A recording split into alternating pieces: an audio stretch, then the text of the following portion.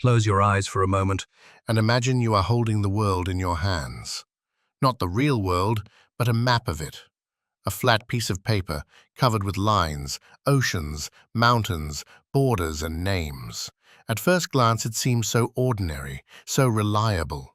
A map feels like the ultimate symbol of truth, a guide that shows us where everything is, where we belong, and how to get from one place to another. But here is the uncomfortable truth. Maps have always lied to us. Some of the lies were innocent mistakes, human errors, missing knowledge, or just the limits of old tools. But other lies were deliberate, crafted with purpose to tell stories of power, religion, empire, and control. And these lies didn't just stay on paper. They shaped wars, fueled exploration, justified conquests, and even influenced how entire civilizations saw themselves in the grand design of the world. Maps are not neutral. They never have been. A map is not just geography, it is a perspective. It's someone's version of the truth. And sometimes that version of the truth changed the course of human history. In this story, we are going to travel across centuries, from ancient clay tablets in Babylon to the distorted classrooms of the modern world. From sacred medieval visions of heaven and earth to the projection that still defines how most of us imagine our planet today. This is not just the story of maps, it is the story of how humans tried, and often failed, to capture the shape of reality. And it is the story of how those failures still shape us today. So let's begin. Imagine for a moment that you're an explorer hundreds of years ago. The oceans stretch endlessly in front of you. No GPS, no satellites, no smartphone to guide your way. You have only two things, the stars above you and the map in your hand. If that map is wrong, even slightly, your ship may drift off course for weeks. You could miss your destination, run out of food, or crash into an unknown shore. One tiny mistake on paper could mean life or death at sea. This is why maps have always been more than drawings. They are promises. When you look at a map, you trust that it will not betray you. And yet over and over again, maps did betray people. They told lies that became global truths. Think about it this way. A map is like a storybook. Every line, every border, every mountain drawn on it is part of a narrative. And like any story, it can be written to inspire, to teach, or to deceive. For thousands of years, humans believed their maps with absolute faith, the same way we trust GPS today. If the map said Babylon was the center of the universe, then surely it was. If the map said Europe was vast and powerful, while Africa looked small and weak, then people believed that too. But here's the catch. Maps don't just reflect reality, they create reality. Kings used maps to justify wars. Colonizers used maps to claim lands that were already inhabited. Merchants used maps to chart trade routes, opening doors to wealth or disaster. Even today, digital maps decide which restaurant you see first, or which border is drawn bold and which is left faint. Maps matter because they shape our imagination of the world. They tell us who we are, where we live, and how we compare to others. They make some places look important and others invisible. And if we trust them too much, they can also blind us. The most shocking part? For most of human history, the maps that guided people were wrong.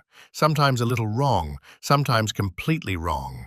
Before we reveal the greatest lies in cartography, let's step back.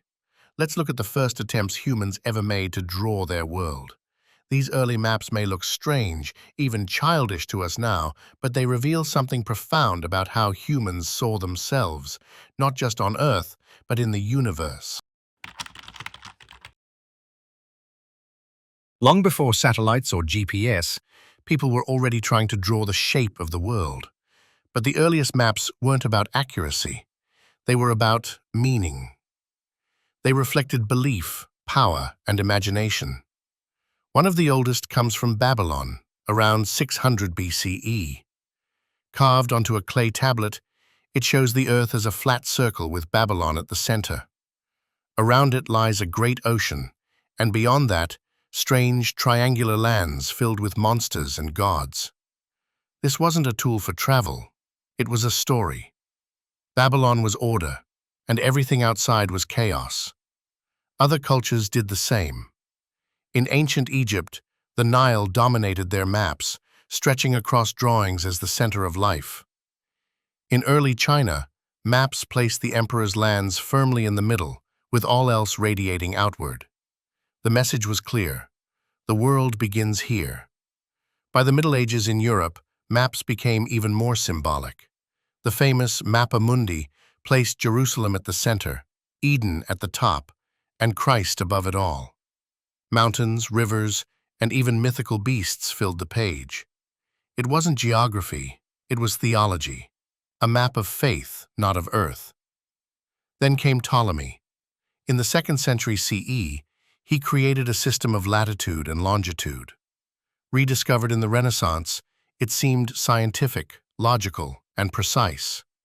But it was also wrong.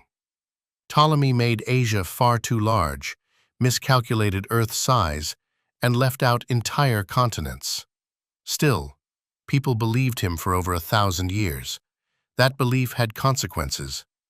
In 1492, Columbus trusted those maps. Convinced Asia was just across the Atlantic, he sailed west. Instead of reaching Asia, he stumbled into the Americas. A mistake on paper helped reshape the world. The truth is, these early maps weren't neutral. They were mirrors of belief. And belief, even when wrong, was powerful enough to change history. By the 16th century, European explorers were circling the globe. They had braved storms, discovered distant lands, and crossed oceans that once seemed endless. But their greatest enemy wasn't the sea. It was navigation. At sea, a single wrong turn could mean disaster. Sailors needed a map they could trust. In 1569, a Flemish cartographer named Gerardus Mercator created one that would change the world. At first glance, it looked like any other map, but for sailors it was revolutionary. For the first time, they could draw a straight line with their compass and actually follow it across the ocean. Before Mercator, maps bent and twisted routes, forcing sailors into endless calculations. His projection made travel faster, safer, and easier, and it fueled the rise of maritime empires like Spain, Portugal, and Britain. But this miracle carried a hidden cost. Flattening a spherical Earth onto paper meant stretching shapes. Mercator's design preserved direction, but it distorted size. Greenland looked as big as Africa, though Africa is 14 times larger. Europe swelled in importance, while South America and Africa shrank. The further from the equator, the worse the illusion became. Generations grew up staring at this map. They saw Europe and North America drawn large and central, while the global South appeared small and peripheral. A tool of navigation quietly reshaped the imagination of entire societies. It told a story without words, that the North mattered more than the South. As European empires expanded, Mercator's projection became standard in schools and governments. Children absorbed its worldview without question. Leaders used it to plan conquest and trade. Colonies appeared diminished, while European homelands dominated the page. What began as a sailor's aid became a subtle justification for colonialism. Even today, the Mercator projection lingers. Open Google Maps and you will likely still see Greenland oversized, Africa minimized, Europe placed in the center. Satellites could show the truth, but the convenience of Mercator's system keeps it alive. And so, centuries later, we are still shaped by its illusion. The irony is haunting. The map that helped humanity connect oceans also embedded one of history's greatest distortions. It made exploration possible, but it also convinced the world to see itself in a false mirror, which leaves a question hanging. If even the most trusted map could lie so deeply, How much can we trust the ones we use today?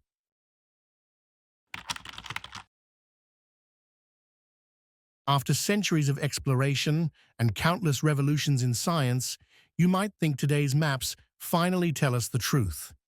Satellites orbit overhead, GPS guides us in real time, and digital maps seem flawless. But even now, maps lie. The Earth is a sphere, yet maps are flat. That simple fact means distortion is unavoidable. Like trying to flatten the peel of an orange, something will always stretch or tear. Mercator's projection distorted size, making Europe and North America look bigger than they are. Other projections tried to correct it, but created new problems. There is no perfect map, only compromises. And distortion is not only about math, it's about politics. Borders shift depending on who draws them.